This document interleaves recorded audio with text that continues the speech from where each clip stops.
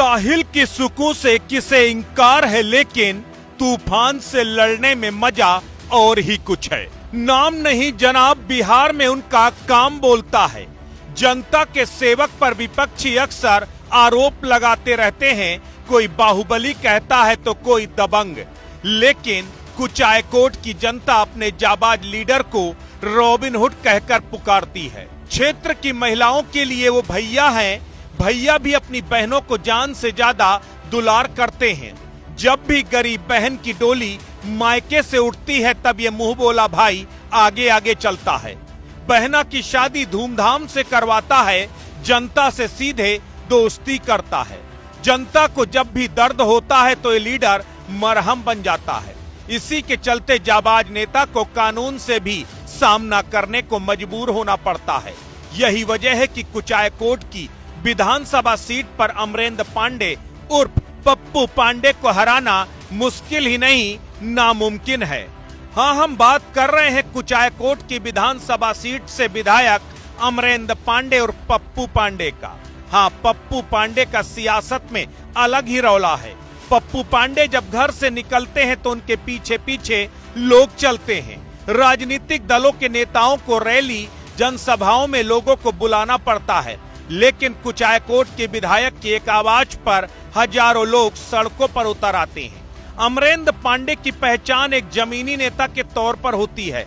कुचायकोट के लोग उन्हें नायक की तरह मानते हैं। यही वजह है कि विधायक पप्पू पांडे ने दूरी न रहे कोई, आज इतने करीब आ जाओ गाने को चरितार्थ करते हुए हर वक्त नजर आते हैं। यही कारण है कि अब पब्लिक भी इस बात को मानने लगी है कि पप्पू पांडे वाकई नायाब हैं।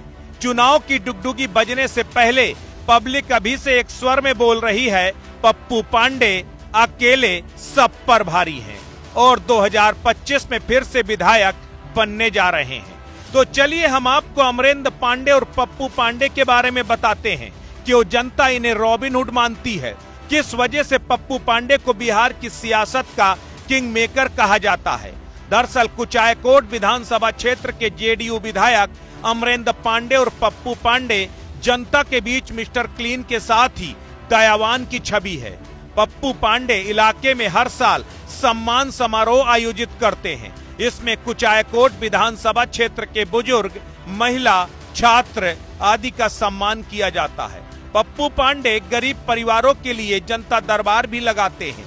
इलाके के लोग बेटी की शादी में निमंत्रण दे दें तो विधायक पप्पू पांडे की पूरी कोशिश होती है कि वो वहां जाएं और ठीक ठाक सौगात भी देते हैं। पैसे आदि से किसी गरीब की शादी में दिक्कत आ रही हो तो वो उसे भी निपटाते हैं। इतना ही नहीं, पप्पू पांडे अपने पूरे क्षेत्र के ही नहीं बल्कि सिवान लोकसभा या फिर गोपालगंज जिले के अधिकतर लोगों को नाम से भी जानते हैं। दिसंबर 2024 से लेकर जनवरी 2025 के बीच उन्होंने पदयात्रा की। क्षेत्र में आने वाली हर एक ग्राम पंचायत में गए, रात को रुके, चौपाल सजाई। अब हम आपको कुचायकोट विधानसभा सीट के बारे में बताते हैं। कुचायकोट विधानसभा सीट गोपालगंज लोकसभा क्षेत्र के अंतर्गत आती है। 1951 में यह सीट अस्तित्व में आई। वर्तमान में यहां से जेडीयू विधायक अमरेंद्र कुमार पांडे हैं, जिन्होंने 2010, 2015, 2020 में जीत दर्ज की। यादव, ब्राह्मण, मुस्लिम और कोरी मतदाता यहां निर्णायक हैं। कुचायकोट सीट पर यादव, ब्राह्मण और मुस्लिम वोटर निर्णायक स्थिति में हैं। इन तीनों समूह की आबादी कुल मिलाकर 35% है। इसके अलावा यहाँ कोयरी वोट भी अच्छी खासी संख्या में है। जानकार बताते हैं कि अमरेंद्र पांडे की छवि इलाके में बहुत अच्छी है। यहाँ के लोग अपने विधायक को पप्पू पांडे के नाम से पुकारते हैं। जानकार बताते हैं कि 2025 के विधानसभा चुनाव में पप्पू पांडे की जीत पक्की है। जीत का मार्जिन 2020 के मुकाबले ज्यादा होगा। पप्पू पांडे के बारे में कहा जाता है कि पार्टी कोई भी हो पर इन्हें फर्क नहीं पड़ता। पहली बार 2010 में बसपा के टिकट पर विधायक बने। 2015 में पार्टी बदल ली और जेडीयू से चुनाव लड़ा और जीते। अमरेंद्र कुमार और पप्पू पांडे का कहना कि इस बार जनता इतिहास बनाएगी और मुझे जिताएगी।